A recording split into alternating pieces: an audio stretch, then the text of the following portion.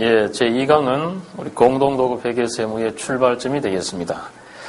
첫 번째 주제가 회계증빙이다 이렇게 표현을 하고 있는데 공동도급에 참여하고 있는 많은 건설회사들의 격리팀에서 가장 많은 오해를 하고 있는 것이 바로 이 부분입니다. 예를 들어 A라는 공동도급 컨소시엄에 참여하고 있다. 그러면 꼭 뭐 대표사만이 모든 회계증빙을 가지고 있다거나 또 대표사만이 무슨 장부를 갖고 있다거나 아니면 참여사는 그런 게 전혀 없이 대표사로부터 이첩받는 공문이나 뭐 세금계산서 한두 장 막 그런 것이 수백억, 수십억 하는 공동도급에 참여하는 회사들의 증빙이다. 그것이 과연 타당하겠느냐? 그건 아닙니다. 그래서 공동도급에 있어서의 회계증빙이라는 것은 대표사, 참여사 구분 없이 공이 우리 7페이지에 나와 있는 회계증빙의 종류에 해당하고 있는 소위 직불증빙과 또 정산증빙 두 가지를 공통적으로 또는 서로 다른 것을 반드시 구비하는 것이 원칙적인 모습이다.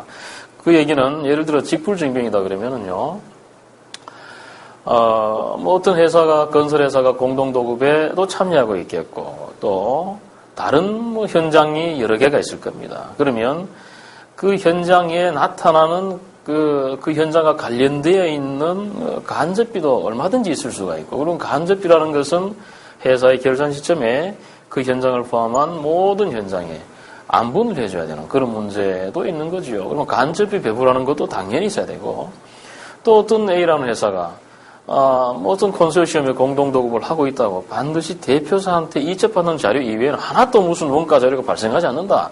그것도 말이 안 되죠.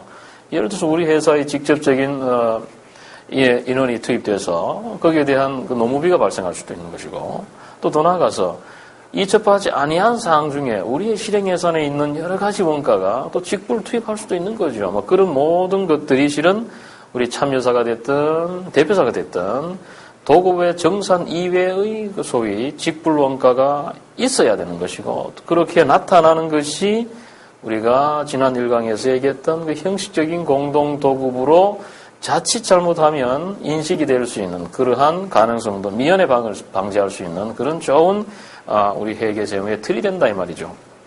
그래서 결국에 회계증빙이라는 것은 여러분들이 꼭 우리 회사에 정리하는 과정에서 공동도급은 반드시 대표사로부터 정산되어 오는 그 원가, 그 구성이 상당히 큽니다. 뭐 당연히 크지만 그 이외에도 우리 회사가 개별적으로 보유하고 있는 직불증빙이 꼭 있어야 소위 그 구성의 모습상 이뻐진다. 이런 것들도 우리가 꼭 유념을 하셔야 되겠습니다.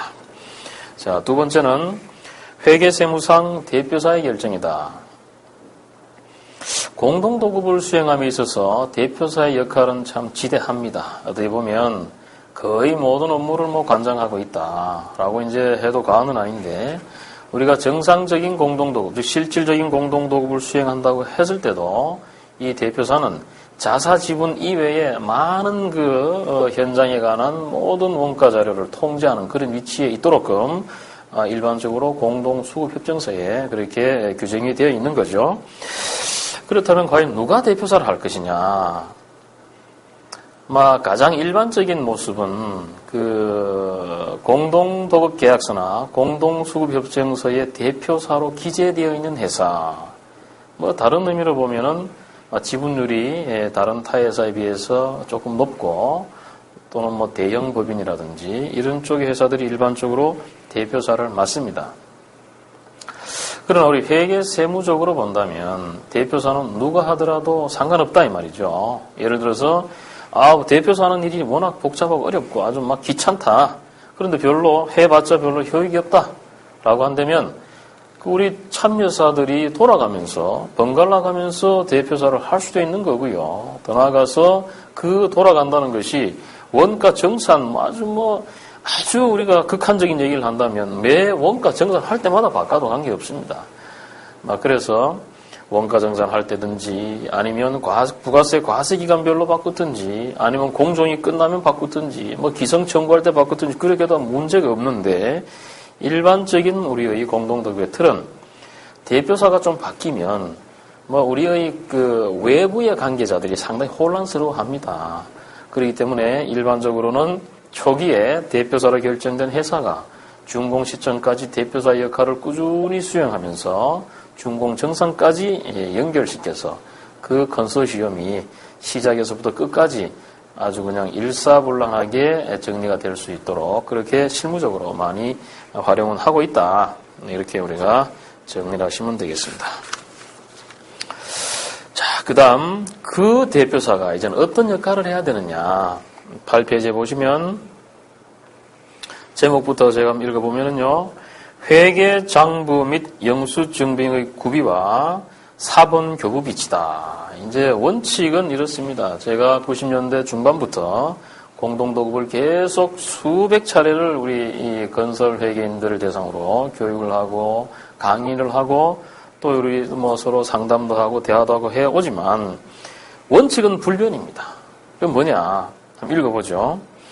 대표사는 대표사 명의로 수취하는 모든 공사 원가의 증빙과 원가 장부를 구비하고 그러니까 마치 자기 자신의 어떤 도급 현장에서 일어나는 재료비, 노무비, 외주비, 경비라는 모든 원가 구성을 일으켜놓고 그리고 그것을 원가 해결을 정상적인 결산 절차를 돌려서 장부를 만들고 전표를 만들고 뒤에 증빙을 다 붙이고 그러한 절차를 거치고 나서 그 내용을 참여사에게 공사원가 정산 시에 소위 공사원가 정산이라는 것은 우리가 부가세법 시행령 54조에서 말하는 교부특례를 적용하는 겁니다. 그래서 매월 한 번씩 적어도 인력고리 범위 안에서 그달에 관한 원가를 적어도 그달 말자로 만들어서 그 다음 달 10일까지 정산하는 그러한 그 원가 정산 시에 이들 모든 증빙을 그 참여사도 회계장부를 반드시 구비를 해야 되기 때문에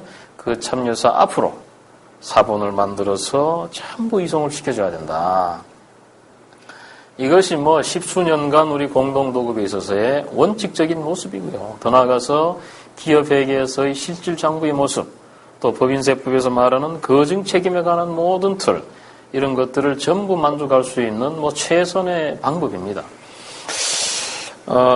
거기에 비해서 우리 이제 실무적인 관행은 어떠냐.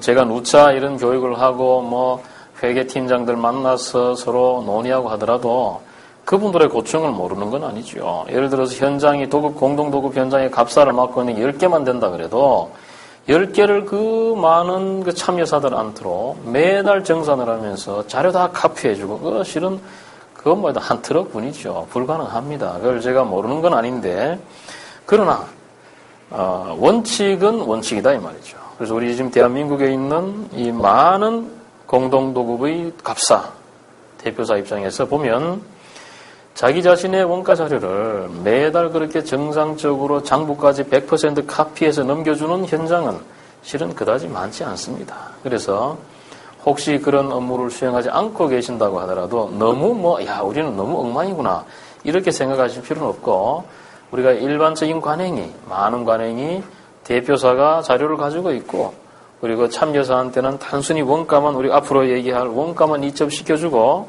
거기에 대한 부가세에서 말하는 틀만 이렇게 완성시켜서 넘겨주는 그러한 경우가 상당히 많습니다. 그래서 원칙적으로 우리가 해보자 그러면 지금 제가 말씀드린 것처럼 모든 장부가 완세트로 각 참여사한테 넘어가는 구조를 취할 것이고 아마 우리는 좀 대충 한번 해보자. 다른 관행하고 너무 이렇게 구분돼서 할 필요가 있겠느냐라고 한다면 일반적인 틀처럼 원가 정산을 하시는 것도 실무상의 큰 무리를 야기하는 것은 아니다. 그런데 한 가지 이제 말씀드릴 것이 만약에 우리가 대표사만 그러한 장부의 모든 회계 정비를 갖고 있고 참여사는 단순한 정산의 구조만 갖고 있는 그런 틀에서 우리가 실질적으로 공동도급을 수행한다면 그나마 리스크가 덜합니다. 그러나 그 실질적인 공동도급을 수행하지 않고 만약에 부금 형식이나 위임시공 형식으로 해석될 수 있는 소지가 있는 그런 현장이라고 한다면 이런 증빙이나 장부마저 없다고 했을 때 과연 회계적으로나 세무적으로 어떠한 우리가 거정 자료를 그 감독기관한테 제출할 수 있겠느냐? 거기에 대해서는 상당히 부정적이죠. 그래서 가급적이면 우리가 지금 박스에 나와 있는 그 원칙을 준수하시는 틀을 구비하는 것이 좋고, 만약 이제 우리 중소건설업체가 이제 처음으로 공동도급에 을사만 하다가 이제 갑사를 맡았다고 해보죠. 100억짜리, 200억짜리, 50억짜리 이런 것들을 갑사를 맡았다. 그럼 한번 원칙대로 해보십시다. 원칙대로 매달 정산하면서 장부를 쫙 합해서 주고 그런 틀을 자꾸 이렇게 구비해 나간다면 우리나라의 공동도급 회계세무도 상당히 발전할 수 있는 계기가 되지 않겠느냐. 그래서 그런 모습으로 한번 정리를 해보는 것도 좋겠다 이런 생각을 해봅니다. 한 박스를 보시면 공동도급 회계 자료의 구비의 원칙. 그래서 먼저 대표사 첫 번째가요. 원시장부의 작성. 그 원시장부의 작성은 그냥 일반 도급 현장과 똑같습니다. 예를 들어서 세금계산서나 계산서를 받으면 부가세 신고와 연계시키는 각종의 원가 자료 입력을 하는 것이고요. 그리고 그거 이외의 영수증빙이나 각종의 노무비가 나타나면 거기에 대한 정상적인 회계 처리를 하는 바로 그 장부입니다. 그리고 그러한 장부를 우리가 월 정산할 때마다 사본으로 만들어서, 물론 이것이 회사의 기밀이다 이러면 할 수 없지만 그렇지 않다면 사본으로 만들어서 그 사본에 관한 그 장부를 설명해주는 각종의 증빙을 점표에 붙여서 그리고 그것을 총괄하는 원가정산서를 작성하는 그러한 틀이 이제 첫 번째 구성이 될 거고요. 두 번째가 정산세에 의한 영수증빙 종류별 발행교부다.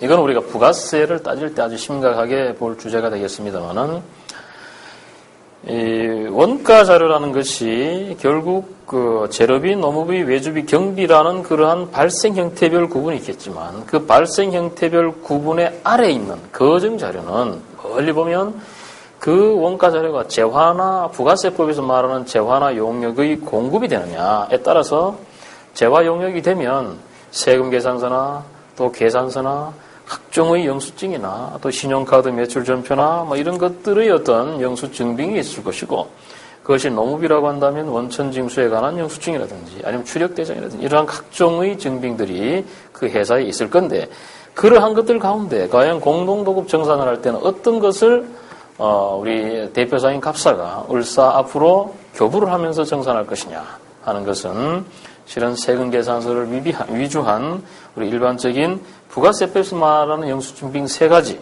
소위 세금계산서, 계산서, 영수증만이 서로 상호 정산되는 증빙되는 것이고 나머지는 우리가 1번에서 얘기했듯이 그러한 아주 풍부한 원시 데이터를 포괄하는 그 증빙 바로 위에 단순한 내부 공문서를 붙여서 우리가 이러한 원가가 들었기 때문에 을사들 정리해 주세요 하고 이제 제출하는 그런 모습이 되어야 되는 것이다. 이런 것이고요. 셋째는 참여사의 정산, 매출, 세금 계산서 등의 비치다라는 것은 참여사 입장에서 보면 이제 이게 매출에 관한 겁니다. 발주자에 대한 매출 구조에 대해서 만약에 대표사가 발주자한테 전액 어떤 공급 시기에 과세나 면세의 매출, 세금 계산서나 계산서를 전액 교부했다라고 하면 역시 부가세법 시행규칙 18조 공동도급의 정산의 규정에 따라서 을이나 비용이나 그러한 참여사가 갑사를 향해서 매출을 일으키면서 우리가 매출을 정산하는 그러한 구조가 발생합니다. 역시 이것도 우리가 별도의 장에서 검토를 할 얘기인데 이러한 것들이 대표사가 실은 어떤 공동도급 현장을 유지한다면 그 현장으로 딱 갖고 있어야 되는 모든 회계세무 증빙의 틀이 되는 것이죠. 그 다음 참여사는 어떠냐. 참여사는 좀 손쉽습니다. 그죠? 그냥 대표사로부터 아까 1번 대표사의 1번에서 또는 2번에서 말한 것들 이런 것들을 대표사로부터 받아주는 매월 정산할 때 받아오는 그러한 장부나 증빙의 그 비치 그리고 또 대표사가 정산서에 따라서 우리한테 교부해주는 세금계산서나 계산서나 영수증을 비치 그리고 이제 나머지는 우리가 대표사한테 교부하는 매출 세금계산서의 문제 그리고 마지막으로 대표사든 참여사든 아까 우리가 앞서서 회계증빙 중에서 아주 중요하다고 말씀드렸던 직불증빙 이런 것들을 각사별로 공동도급 정산과 무관하게 우리가 구비하는 그러한 틀을 반드시 회사 내부적으로 또는 공동수급제 전체적으로 가지고 있어야 된다. 예를 들어서 어떤 공동도급에 대한 그 세무조사가 이루어진다라고 하면 항상 A라는 회사를 예를 들어서 조사 대상으로 선정이 되더라도 그 조사 대상으로 선정된 A하고 같은 공동수급체는 이 같은 배를 탄 파생자료가 연결되는 그러한 구조가 되겠습니다. 따라서 뭐 하나가 잘하고 뭐 우리는 못해도 된다 그런 건 있을 수가 없죠. 그리고 전부 다가 한 통으로 우리가 전체적인 틀을 짜나가야 된다. 그리고 네 번째는 그럼 대표사가 장부를 통해서 원가정산서를 통해서 우리한테 넘겨주는 또 참여사 입장에서는 대표사로부터 넘겨받는 그러한 그 회계 정리된 계정은 어떻게 쓸 거냐. 그래서 뭐 대표사 입장에서 아주 독특한 회계 계정을 쓰고 있으면 그거는 우리 구조대로 바꿔도 괜찮겠죠. 그러나 가급적이면 요즘은 이제 뭐 기업 회계라든지 아니면 건설 회계에 관한 전산 프로그램이 많이 상용화되어 있기 때문에 거기에 나와 있는 계정들은 거의 유사합니다. 그래서 그 대표사가 했던 계정을 그대로 이첩받아서 우리 장부에 옮겨 적어 놓는 것이 아주 모양새도 좋고 오히려 더 깨끗합니다. 예를 들어서 대표사가 접대비로 처리했다. 그럼 그 접대비에 우리 지분만큼을 접대비로 계산하는 거죠. 그것을 뭐 쓸데없이 복리후생비라든지 다른 쪽으로 처리하지 않도록 그렇게 하면 좋겠고요. 자, 그래서 우리가 그 다음 이런 회계장부에 대한 그 교부 비치라는 것이 결국 그 공동도급을 처음 출발할 때에 어떻게 보면 기본적인 우리 격리자들의 마인드, 회계의 틀을 구성해야 된다. 물론 이 자체는 건설 회계인들의 힘 범위를 벗어날 수도 있어요.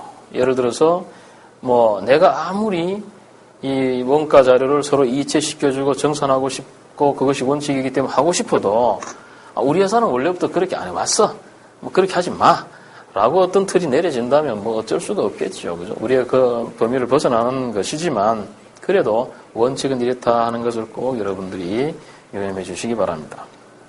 자, 그 다음에 이제 9페이지를 보시면 선지출액의 정산이라는 계정이 나오는데 이제 그야말로 첫 번째 중요한 우리의 주제가 되겠습니다. 선지출액. 제가 한번 칠판에다가 간단하게 적어 놓고 이 내용을 한번 정리를 해보도록 하겠습니다.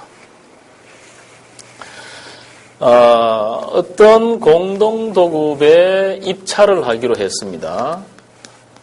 입찰을 하려고 마음을 먹으면 입찰에 관한 각종의 요소들이 있지요. 그죠? 뭐 예를 들어서 뭐 기본 설계를 해야 된다든가 아니면은 각종의 사업 서비스, 뭐 금융이라든지 회계라든지 뭐 법률 서비스를 또 받아야 된다든가 아니면 거기에 대한 또 입찰 서류를 만들어야 된다든가 이런 여러 가지의 업무가 발생할 수가 있습니다. 쉽게 말하면 이것은 그야말로 수주를 하기 위한 활동이지요. 그죠? 예.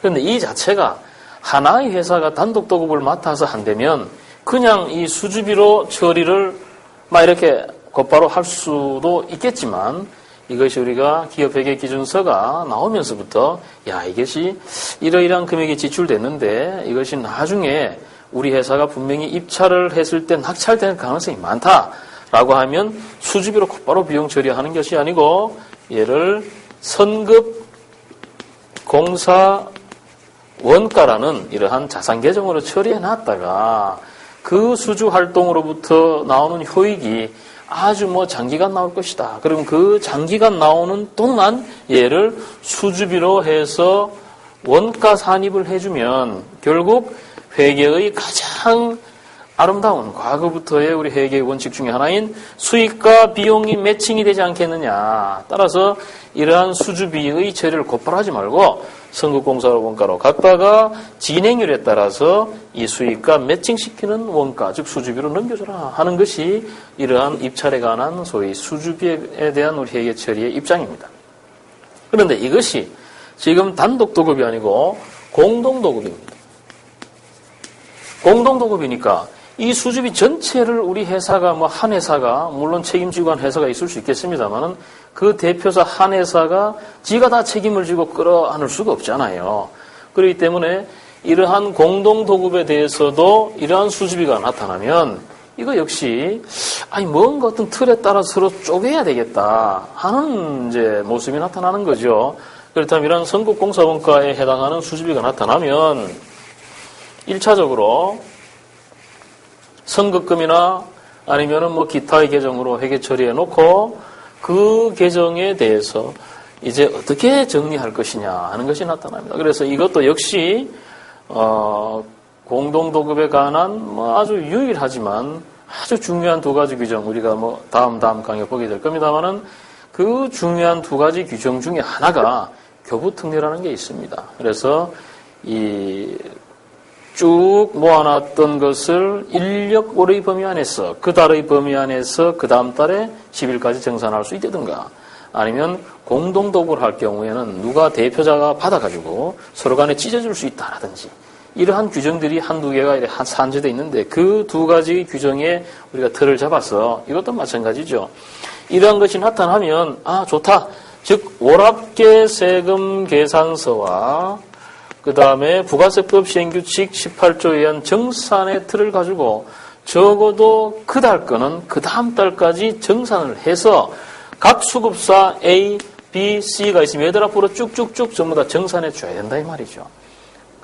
그렇다면 선지출되는 이러한 숫자가 나타났을 때 일단은 그 달 거를 모아서 그 다음 달 다 정산해서 각각의 선급공사 원가로 A, B, C라는 각 회사가 자기들 장부의 선급공사 원가로 이렇게 회계 처리할 수 있도록 대표사가 작업을 해줘야 되는 겁니다. 그런데 문제는 우리가 이제 실무에 다 계시니까 잘 아시겠습니다만은 이러한 정산을 하려고 하면 소위 내부적으로 공동도급에 관한 수급협정서가 확정돼서 지분이 나와야 돼요. 물론 지분이 나와 있습니다만 일반적인 부금 형식 같은 데 보면 그 이익률이 결정이 안 되는 경우가 많아요. 그래 거기에 대한 합의가 한 달, 두 달이 걸릴 수도 있고, 어떤 경우는 몇 년 걸려서 합의되는 경우, 공사 다 끝났는데 이놈이 아직까지 합의 안 되는 경우도 있습니다. 그러한 사항들이 발생을 하고, 더 나아가서, 우리 이제 같은 건설회사 내부지만, 공동도급을 선지출을 해서 입찰에 참여하는 부서, 즉 업무부나 영업부하고 격리부가 부서가 다르기 때문에 서로의 커뮤니케이션이 안 돼서 이런 게 발생하더라도 그냥 업무부에서 가만히 지고 있는 거예요. 그래서 이게 무슨 의미인지를 격리과가 모르고 넘어가 버리는 거죠. 원칙은 이것처럼 정산을 해야 됨에도 불구하고 그냥 가만 들고 있다 이 말이죠. 그러다가 한 두 달, 석 달, 넉 달, 6달 지나가지고 격리과에 그걸 갖다 덜렁 던져줘가지고 정산하시오. 이러면 이제 아주 어려운 주제가 되게 되는 겁니다. 그래서 여러분들이 만약에 공동도급에 입찰하는 구조가 떴다 그러면 적어도 우리 격리회계팀에서 그쪽 업무나 입찰팀을 불러가지고 이게 만약에 이 수주하는데 이러이러한 돈이 들고 말이야 세금 계산서를 받고 그러면 그것은 교부특례나 정산의 구조에 따라서 반드시 그 달 거를 그 다음 달에 정산해야 된다 그러더라. 그럼 그렇게 합시다. 잘해주세요. 그래서 그것을 서로 합의가 안 돼서 이건 을사가 말이지 안 받겠다. 세금 계산서 줘봤자 안 받는다 그러더라. 라고 하더라도 서로 간에 협의를 통해서 각서를 교환하면서 분명히 향후에 정산을 반드시 하겠습니다. 라는 그러한 합의를 해주고 라도 여기에 대해서는 매월 정산을 이루어 나가는 것이 그것이 아주 합리적인 그러한 모습이다. 라는 것을 말씀을 드리고 그러면 보죠. 이러한 선급공사 원가가 이렇게 계상이 됐다가 이것이 이제 우리가 낙찰자로 선정이 되었다. 그러면 이 선급공사 원가는 아까 말씀드렸듯이 그 현장에 우리 지분만큼 이제 공사 진행률에 따라서 수주비라는 공사 원가로 산입이 됩니다. 한 가지 유의하실 것은 이렇게 산입되는 수주비라는 것은 공사 원가 기준에 의한 공사 진행률을 만들 때 우리 공사 진행률의 분자와 분모에는 들어가지 않는다 이 말이죠. 그래서 이것은 단순한 원가 대체의 모습만 취하는 것이다. 또 실무에서 왕왕 일어나는 그 오류 가운데 오류일 수도 있고 고의일 수도 있죠. 보면 예를 들어서 선급공사원가 이게 뭐 작은 숫자가 아닙니다. 입찰 들어가고 하는 수주비가 뭐 적게는 뭐 1, 2억, 많게는 10억 이래 되는 경우도 많죠. 그러한 수주비가 들어갔는데 그 수주비라는 금액을 그냥 선급공사원가로 또는 선급금으로 장부에 남겨놨어요. 그런데 알고 보니까 이게 작년 뭐 11월이나 12월 달에 낙찰자가 결론이 났습니다, 이미. 그럼 분명히 떨어져 버렸잖아요. 이제는 뭐 떨어져 버렸으니까 더 이상 우리의 원가로 갈 수 있는 성질이 없죠. 그리고 외감 대상 같은 경우에 예를 들어서 선급공사원가로 계상해 놨던 이런 각종의 수주비성 지출이 아직까지 뭐 낙찰자가 결정 안 된 것처럼 그냥 놔둬가지고 장부상의 선급비로 선급금으로 딱 올라가 있으면 그야말로 그 금액만큼 당기순이익이 과대 계상되는 아주 이상한 정도의 이 회계 처리가 이루어질 수가 있는 거죠. 그래서 우리가 실무자들 입장에서는 가급적이면 진실에 가깝게 과연 낙찰자가 언제 결정됐느냐, 그리고 우리가 탈락이 확실하냐, 그러면 탈락되는 시점에 거기에 대한 선급금으로 처리해놨던 것은 전부 다 소위 수주비, 그때 수주비는 이제는 판매 관리비입니다. 이때 수주비는 판매 관리비가 되는 거죠. 아까 우리가 낙찰됐을 때 수주비는 공사원가가 되는 것이고, 이때 떨어졌을 때 수주비는 판매 관리비가 됩니다. 판매 관리비로 곧바로 비용 처리할 수 있도록 하는 것이 좋겠고, 하나만 더 말씀드리면 경우에 따라서 우리가 이 공고를 할 때 국가나 지방자치단체가 공고할 경우에는 예를 들어서 2차 탈락, 우선 협상 대상이 아니고 2차나 3차에 탈락된 이러한 입찰자에 해서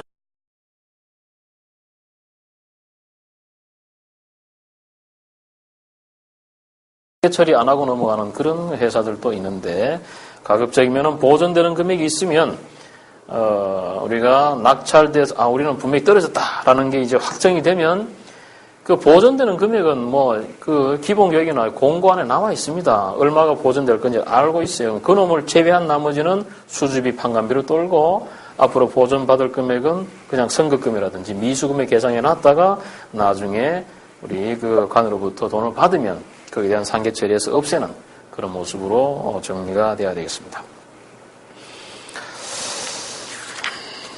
자, 그리고 10페이지에 보면 간단한 우리 사례를 하나 드러났는데 한번 같이 생각을 하면서 이 사례의 정답이 뭔지 여러분들이 실무에서 하는 방향, 현재 하고 있는 모습을 생각하지 마시고요.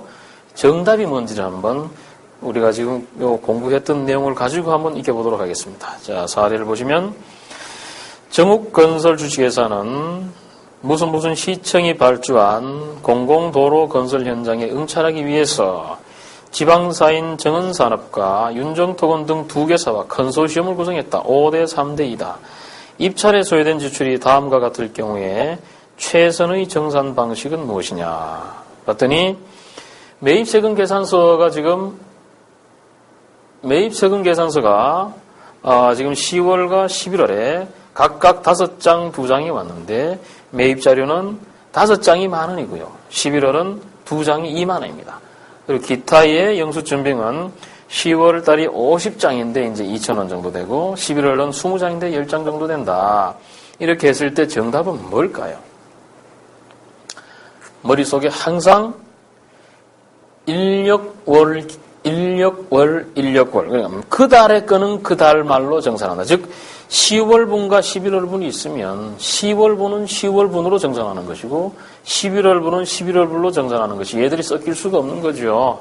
그렇다면 이제는 10월분 5매 1,000원이라는 것, 10,000원이라는 것은 그냥 한 장 달랑 해서 10월 말일자 한 장으로 해가지고 매출세금 계산서를 교부하면서 정산하는 것이고 11월 달 2장 20,000원도 달랑 한 장으로 해서 다시 우리 참여사인 2개 회사 앞으로 정산을 하는 것이다. 이것이 섞여서는 안 된다 하는 것을 꼭 염두에 두시고요. 마지막으로 간단한 주제 하나만 더 보시면, 만약에 아까처럼 실무에서 잘못해서 수급협정서에 있는 내용들이 서로 합의가 안 된다 그래가지고 선지출액이 발생했는데 인력월의 기간을 벗어났다. 그럼 어떻게 할 거냐. 거기에 대해서는 상당히 어려운 모습이 발생합니다. 인력월의 기간을 벗어났을 때는 적어도 과세 기간 내에는 정산해주면 일부 가산세 부담은 있지만 서로 간에 매입세 공제는 받아나가는 그나마 유용한 모습이 있고요. 그렇지 않으면 적어도 원칙대로 그달의 것을 그달에 정산해 나가는 그런 틀로 적용하는 것이 바람직하겠습니다. 자, 여기까지 해서 2강을 마치겠습니다.